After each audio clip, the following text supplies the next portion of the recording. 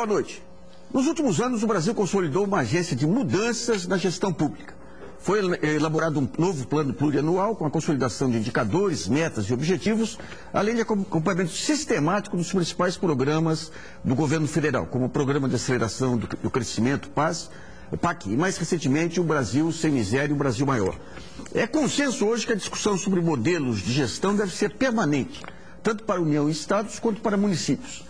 E principalmente para fortalecer as bases da articulação entre ministérios, tão importante para a condução de políticas públicas de Estado. Ainda assim, o país tem muito que melhorar pela frente, como a questão do funcionalismo público. Para falar desse novo tempo no Brasil, o Brasilianas.org de hoje recebe uma convidada especial, a ministra do Planejamento, Orçamento e Gestão, Miriam Belchior. Vamos entender como foi a primeira etapa do PAC na organização de indicadores, os pontos centrais de aprimoramento trazidos pelo PAC 2.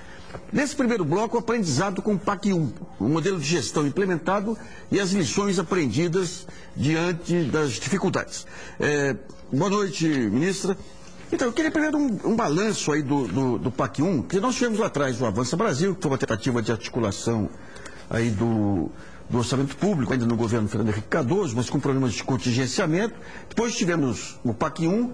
Quais as principais... E o PAC 1 foi interessante que é lançado e depois vão se identificando os problemas e consertando no meio da operação, né? Quais os principais aprendizados trazidos pelo PAC 1 e que foram aprimorados no PAC 2? Olha, Nassif, primeiro, boa noite, bom estar aqui. Assim, quando o presidente Lula lançou em janeiro de 2007 o PAC 1, né, o Programa de Aceleração do Crescimento, nós tínhamos muitas dificuldades, porque a máquina pública estava organizada para não executar. Era para fazer mais superávit, era para fazer mais contingenciamento, né? E nós tivemos que, como você disse, trocar o pneu com o carro andando. Ao mesmo tempo que estávamos executando as obras, tínhamos que reduzir as amarras que existiam, um número enorme de instruções, portarias e decretos, até mesmo leis, que dificultavam a execução. Nós tivemos que investir em mais equipes, porque os ministérios não tinham engenheiros para poder tocar um montante tão grande de obras. Nós tivemos que fazer projetos, era um grande desafio, nós não tínhamos em prateleira projetos que pudessem ser imediatamente colocados em operação, então tivemos que desenvolver esses projetos, fazer licitação e fazer os projetos. Esse aprendizado aconteceu conosco no governo federal, mas também aconteceu com os estados e municípios, que também não estavam acostumados a esse montante de recurso que foi disponibilizado para eles. Para você ter uma ideia, em 2004 nós tínhamos 40% dos municípios tinham alguma estrutura de habitação para lidar com a temática de habitação, um departamento, uma secretaria e tal. Em 2008, esse número já subiu para 85%. Por quê? Por causa da disponibilização de recursos que o governo federal fez para essas áreas. Então, houve toda uma melhor capacitação para poder fazer isso. E o setor privado também. Se a gente for olhar, os engenheiros, né, estavam ou com padaria, pet shop ou no sistema financeiro. Né? Isso mudou. Os empresários do setor de construção civil pesada ou leve tiveram que contratar um número maior de engenheiros, então aumentou a capacidade de fazer projetos. Nós temos dificuldade ainda hoje de fazer projetos, nós não temos empresas o suficiente no país para desenvolver projetos para o governo federal. Então esse foi, a despeito de todas essas dificuldades, nós executamos 94% do recurso previsto entre 2007 e 2010. Os problemas surgiram em quais áreas específicas mais? Não, surgiram exatamente nas áreas que não tinham uma tradição mais de fazer obras públicas. Só para você ter uma ideia, o Ministério do Transporte executava por ano 600 milhões de reais. Em 2013 executou 600 milhões de reais.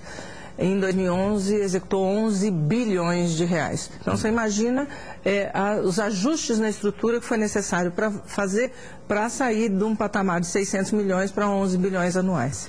Ministro, no caso dos municípios, saneamento, foi uma área que se tinha dinheiro disponível e os municípios não tinham condição de montar os projetos. Se comentou que em algum momento haveria a criação de algum órgão federal que pudesse dar esse apoio em projetos para municípios. Isso aí efetivamente chegou a ocorrer? Então, nós fizemos isso no caso dos pequenos municípios. A FUNASA, que é um órgão do Ministério da Saúde, é que é a responsável por financiar os municípios, obras de água e de esgotamento sanitário para municípios que tenham menos do que 50 mil habitantes. São os menores municípios e que é natural, tem uma capacidade também menor para cumprir essas tarefas. Então, nesse caso, a própria FUNASA fez a licitação dos projetos para tentar acelerar esse processo e de as obras ocorrerem de maneira mais rápida. Eu acredito que os dados da PNAD, né, a Pesquisa Nacional Domiciliar, que é feita pelo IBGE, divulgado na última sexta-feira, mostra um pouco já o resultado desse trabalho, que houve um salto, se eu não me engano, de 12%, né? Chegamos ao patamar de 60% de coleta de esgoto no país. Então, acho que esse já começa a dar resultado, esses 40 bilhões de reais que nós disponibilizamos para estados e municípios para abastecimento de água e esgotamento, coleta e tratamento de esgoto no país. Essa questão da reforma urbana, que não é a área a especulação dos municípios depende muito do plano diretor e tudo mais. Isso aí, e a gente percebe que um dos óbices depois da Minha Casa Minha Vida é elevação de preço de terreno, elevação do preço final, e muitas vezes o ganho do incorporador fica muito mais na questão imobiliária do que na operação em si, né? Em desdobramentos futuros, isso aí leva a uma tentativa de mudança de legislação de uso do solo, alguma coisa assim? Então, nós hoje já temos uma legislação moderna que estabelece a definição de áreas de interesse social que devem ser gravadas como tal, para exatamente proteger e permitir a construção de imóveis de habitação popular. Então, eu acho que nós temos isso, nós precisamos aperfeiçoar, sem dúvida, isso. Um dos efeitos, claro, do Minha Casa Minha Vida é uma valorização dos imóveis, né, dos terrenos, e que isso, a gente está tentando lidar com isso de uma maneira, uma parceria maior com estados e municípios, mas eu acho que eu costumo dizer que tem algumas coisas que são, entre aspas, bons problemas, né? Ele só existe porque tem um programa que tem um sucesso, já entregou 1 milhão de casas e apartamentos para a população do país. Ministro, se fosse pegar o aprendizado em cima, digamos, de algumas obras que atrasaram, vamos pegar a questão da transposição do São Francisco. Qual o diagnóstico que a senhora dá e as lições para a próxima etapa? Eu acho, sim, um fator fundamental para nós foi projeto. Então, nós tínhamos que decidir, vamos com o projeto básico ou vamos esperar o executivo, né? Resolvemos que não podia esperar, o problema é sério, precisavam começar. Começamos com o Exército em 2 lotes e depois licitamos os demais lotes, ainda com o projeto básico. Isso acabou gerando, em alguns momentos, uma revisão de projeto que exige um esforço enorme para isso. Mas, por exemplo, citar o caso da Transnordestina. Hoje nós temos lá 6 mil trabalhadores na Transnordestina. Um número enorme na ferrovia Transnordestina, que é um número enorme de trabalhadores naquela região do país. Então, eu acho que esse é exatamente o aprendizado de ter, que é fundamental ter projeto em carteira, né? Isso não se pode deixar de lado de maneira nenhuma.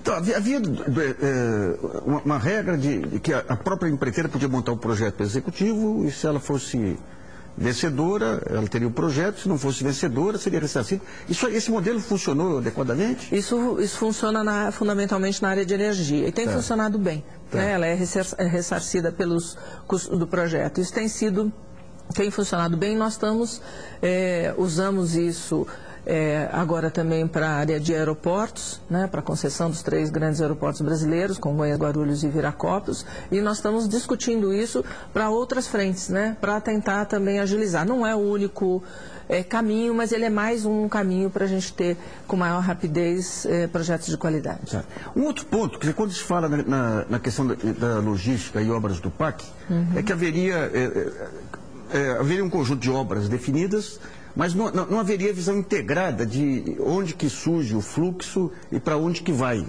Principalmente a questão da produção do agronegócio no Centro-Oeste, tudo. Como é que a senhora encara essa crítica aí? Isso não procede de maneira nenhuma. Quando nós fizemos a discussão do PAC 1 e do PAC 2, a lógica que teve foi exatamente do escoamento da nossa produção agrícola e mineral, especialmente concentrada no centro do país. Por isso, a gente fazer o eixo da Norte-Sul, né? Quer dizer, ampliar as ferrovias, então todo o eixo da Norte-Sul e depois as linhas horizontais, então o caso da Transnordestina para Suape, para Pecém, o caso da Oeste-Leste na Bahia, o caso da FICO, que é a Ferrovia do Centro-Oeste, entrando ainda mais no Centro-Oeste brasileiro, e isso relacionado com as rodovias, onde já existe. Então, nas nossas apresentações a gente mostra sempre como é que essas coisas estão compostas de maneira a otimizar a nossa malha rodoferroviária, levando para os principais portos e gerando alternativas entre os portos, não concentrando apenas em alguns dos portos brasileiros, mas permitindo outras possibilidades de logística no país. Ministro, quando se pega a Câmara de Gestão, que trouxe alguns grandes empresários aí para ajudar o governo, a gente via dois modelos aí para tentar melhorar a gestão. Um modelo radical de tentativa de mudança tipo que o Rockefeller fez lá nos Estados Unidos, aí para o Eisenhower, no começo dos anos 50, e o outro, identificação de processo e melhoria de processo. Optou-se por essa segunda etapa, né? Quais os avanços, esse sistema fatiado, que é mais fácil de implementar, inclusive menos resistência, quais os avanços maiores que ocorreram na área pública? Olha, eu acho importante dizer que a gente tem muitas frentes e elas se articulam entre si. O que o governo tem convicção é que se você quiser abraçar o mundo com as mãos, você não vai andar muito. Então é importante você começar por aquilo que é mais importante. Então nós temos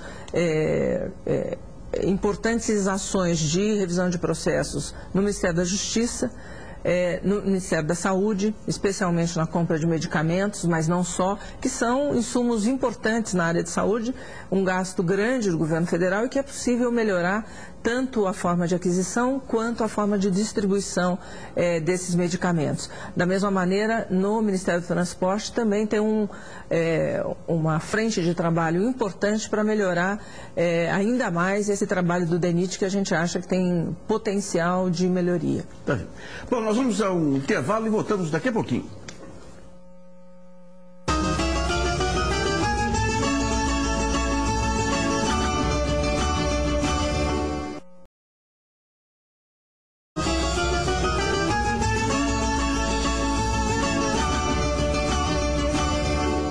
Voltamos com o Brasilianas.org, especial com a ministra do Planejamento, Lilian Melchior. Nesse segundo bloco, vamos discutir a questão do funcionalismo no Brasil, tendo em vista a recente greve do setor público federal. Além disso, como será estruturada a FUNPRESP, a Fundação Nacional de Previdência Complementar do Servidor Público. Então, ministro, nós tivemos aí primeiro essa questão da capacitação do servidor público e depois a greve mostrando insatisfação em muitos setores. Qual a sua avaliação sobre a situação atual do governo frente ao funcionalismo? Eu acredito, Nassif, que nós, nos dois governos do presidente Lula, fizemos uma lição de casa em relação aos servidores, porque os salários estavam muito defasados pela política anterior e nós tínhamos um esvaziamento do quadro de servidores. Então houve um esforço de repor servidores nas áreas fundamentais, seja por aposentadoria, seja por ampliação de serviços, e, por outro lado, haver uma recomposição geral de salários. Com isso, todas as categorias do funcionalismo tiveram aumento real, mesmo considerada a inflação até agora, 2012. Então, do nosso ponto de vista, nós estamos num novo momento, que é muito mais garantir poder de compra dos servidores, porque eles estão com salários num patamar bastante alto. Mas os servidores, as lideranças sindicais ainda estavam com aquela lógica de grandes reestruturações. Então, eles fizeram demandas da ordem de 92 bilhões de reais, isso significa metade da folha atual, 2% do PIB, ou seja, um montante de recursos desproporcional que o governo não teria como alocar em qualquer momento, não só nesse momento, ainda mais no momento de contexto internacional econômico muito difícil. Nós acreditamos que foi um processo de sucesso, nós fechamos acordo com 94% dos servidores, 1.700.000 servidores que fecharam acordo com o governo por 3 anos. Isso vai garantir a eles uma perspectiva de até 2015 não ter perdas, que é bastante importante. Vários sindicalistas do setor privado comentaram comigo por tudo que eu queria fazer um acordo de 3 anos. E nós pudemos, ao mesmo tempo, tratar de maneira diferenciada, com aumentos maiores, áreas consideradas prioritárias pelo governo. A primeira delas, a universidade, em segundo lugar, os militares e a área ambiental. Então, para essas áreas, nós demos aumentos diferenciados por entender que era necessário fazer essa valorização desses setores. Então, isso gerou, com responsabilidade fiscal para o governo, uma também previsibilidade de como serão esses gastos da Folha, que é um dos maiores gastos do governo. Daqui, nesses próximos 3 anos, a opinião pública pode ficar tranquila de que não vai haver novos problemas aí nessa área? Na verdade, nós, com 94% do funcionalismo, o acordo está feito. Nós temos 6% de servidores que preferiram não fechar o acordo. Mas 6% são de categorias específicas? Isso, são de categorias específicas. Então, por exemplo, a Receita Federal, na Polícia Federal, os agentes da Polícia Federal, porque os delegados e os administrativos fizeram um acordo, as agências reguladoras e mais algumas outras áreas que preferiram não fazer o acordo em torno dessa proposta de 15,8%. E essa questão das novas funções aí, dentro do serviço público. Eu queria que analisasse um pouquinho o papel da ENAP, a Escola Nacional de Administração Pública. As funções foram criadas aí desde o ministro Brescia até agora. Em que isso tem ajudado a dar uma feição mais gerencial ao serviço público? Olha, todas as escolas do governo federal, não só a ENAP, mas também a ESAF, né, que é a fazendária, enfim, todas a da Fiocruz, na área da saúde, né, têm desempenhado muito bem esse papel, né, de sair da capacitação muito operacional e muito instrumental para essa visão mais de gestão pública, de visão sistêmica e tudo mais. Então, nós temos dado todo apoio para a ENAP continuar desenvolvendo isso, e isso tem sido casado, eu acho, de uma maneira bastante inteligente com a inserção de novos servidores no governo federal. Por exemplo, tanto os gestores, analistas de planejamento, o pessoal da Receita, como esses analistas de infraestrutura que eu comentei aqui, os analistas de políticas sociais, que é uma nova categoria que nós estamos fazendo concurso agora, todos passam por uma formação antes de entrar no governo federal. Algum tempo atrás eu participei de algumas conferências nacionais de inovação e tudo, que é uma ferramenta fantástica, porque permite você ter a conferência municipal, vai para os estados, vai para os municípios. Eu percebi que em muitas áreas, digamos, as conclusões da conferência servem de base para o governo definir critérios para liberação de verbas.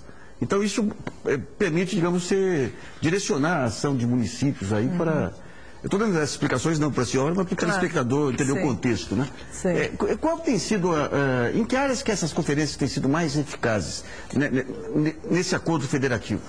Eu acredito que esse é um espaço importante de aperfeiçoamento das políticas públicas, né? De tentar sintonizar a ação federal com não só a ação dos estados e municípios, mas como a perspectiva da sociedade. Então, na área de saúde há uma tradição nessa participação, né, nas conferências municipais, estaduais e nacionais de saúde, e isso, com o governo Lula, se expandiu para, que já existia, né, na área de saúde de maneira tradicional, mas que a gente expandiu para todos os setores, na área de educação, na área de assistência, na área dos direitos humanos, nas várias conferências sobre idosos, de criança e adolescente, de pessoas com deficiência, de gênero e de opção sexual, enfim, você abre o governo para discutir qual é a expectativa da sociedade. Em relação à FUNPRESP, a Fundação Nacional de Previdência Complementar do Servidor Público, que há muita desconfiança no ar por parte dos servidores, como que está sendo pensado e quais essas dúvidas aí, de que maneira que estão sendo trabalhadas essas dúvidas? Olha, acho que em primeiro lugar as dúvidas são naturais, porque é uma mudança, né? Mas eu tenho convicção que os servidores não vão se arrepender se aderirem à FUNPRESP, porque nós já temos as experiências dos grandes fundos, por exemplo, o Banco do Brasil, da Caixa, né, a Previ, a FUNCEF, que têm demonstrado que estão garantindo os benefícios necessários à aposentadoria dos funcionários do Banco do Brasil e da Caixa. A FUNPRESP, na verdade, ela vale para os novos servidores públicos. Provavelmente ela foi criada agora na semana passada, por decreto da presidenta, e agora nós vamos apresentar a Previc, que é a agência que controla os planos de previdência complementar, o plano para os servidores públicos, e a gente acredita que a partir de fevereiro, todos os servidores que entrarem no governo federal, que forem admitidos no governo federal, passam então a fazer essa contribuição diretamente à FUNPRESP. Isso vai aproximar um pouco mais o sistema de previdência público ao sistema privado, ao estabelecer limites iguais de garantia de aposentadoria, que é o limite de 3.900. E vai criar uma poupança monumental. Aí já tem um estudo de quanto que poderá ser o tamanho desse fundo, de 5, 10 anos? Esse fundo certamente será muito grande. Hoje, a instituição da FUNPRESP permitirá que a gente lide com um déficit que a gente tem hoje na Previdência do servidor público de 35 bilhões de reais. Em 20 anos isso já teremos empatado, em 30 anos já teremos superávit. E o fundo proveniente, como você bem disse, vai ser uma poupança fundamental para financiar investimentos no país. E será, junto com a Previ, a FUNCEF, um dos maiores fundos do país. Ministro, recentemente foi promulgada uma legislação mudando a composição da carteira dos fundos de pensão, tirando a renda fixa, e o próprio processo de redução de juros aí do Banco Central. Qual isso aí acoplado com redução de juros lá fora também? Tem muitos fundos querendo investir no país, e a infraestrutura é adequada para esse tipo de poupança de longo prazo, né? E de que maneira que está sendo pensado aí acoplar esses fundos de investimento aos planos de infraestrutura? Então, na verdade, hoje esses grandes fundos já fazem investimentos importantes de infraestrutura. É claro que eles dividem, nos aeroportos, por exemplo, eles entraram. Claro que eles dividem isso com aplicações financeiras, vinham aplicando em aplicações financeiras. Agora, muda um pouco esse cenário com a redução das taxas de juros, que torna esses investimentos tão atrativos como as aplicações financeiras. Então, nós acreditamos que isso vai se ampliar muito e ficar mais ou menos em moldes do que acontece em outros países. Em relação à arrecadação fiscal aí, que sofreu impactos esse ano, qual é a sua visão sobre as perspectivas aí para o próximo ano e para a manutenção desses planos de investimento? Então, em primeiro lugar, nós acreditamos que a gente, agora no segundo semestre, já temos indicadores de retomada da economia, e a gente deve terminar o ano, o último trimestre, já crescendo 1%, o que dá a nossa previsão do orçamento do ano que vem num patamar de crescimento de 4,5%. Com essa perspectiva que a gente trabalha para 2013. E a lógica nossa da execução orçamentária é sempre garantir os recursos para o investimento. Então, os recursos do PAC são sempre preservados para garantir a sua execução durante o ano. Como que a senhora viu essa manifestação da Procuradoria-Geral da República e do Supremo de obrigar o Executivo a seguir procedimentos aí em relação ao orçamento e à liberação de aumentos? Então, na verdade, eu acho que esse ano nós conduzimos essa discussão, tanto o Executivo quanto o Judiciário e o Legislativo, num patamar de discussão muito cooperativa, né? E evitando chegar a impasse. Acho que nós fomos felizes nisso. O Legislativo aceitou a proposta do Executivo de 15,8, a mesma proposta que foi feita a todos os servidores civis. Eles ajustaram o Legislativo, tanto a Câmara quanto o Senado, quanto o Tribunal de Contas, ajustaram os projetos que eles tinham de reajuste para esse patamar. E com o Judiciário, nós também fizemos a mesma coisa, com o Judiciário e com o Ministério Público. O mesmo que foi oferecido para o Executivo e o Legislativo, também ao Judiciário.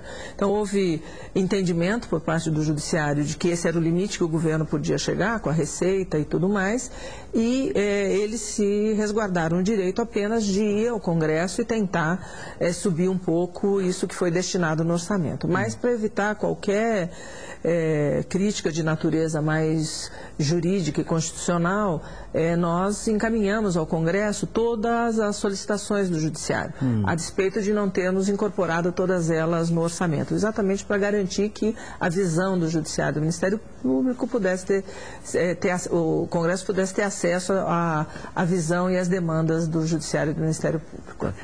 Nesse sentido, digamos, as relações entre o Judiciário, o Executivo e o Legislativo, na sua opinião, estão perfeitamente normais lá? Sim, nessa questão da execução orçamentária, acho que nós conseguimos esse ano conduzir com leveza essa discussão, e eu acredito que a gente chegou a um bom termo. Tá, filho.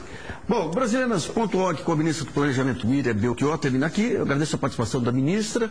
E você que nos assiste, muito obrigado. E não deixe de participar do site www.brasileiras.org, mandando perguntas, trabalhos e vídeos. Esse espaço aqui também é seu. E nós voltamos na próxima segunda-feira, às 8 da noite. Até lá.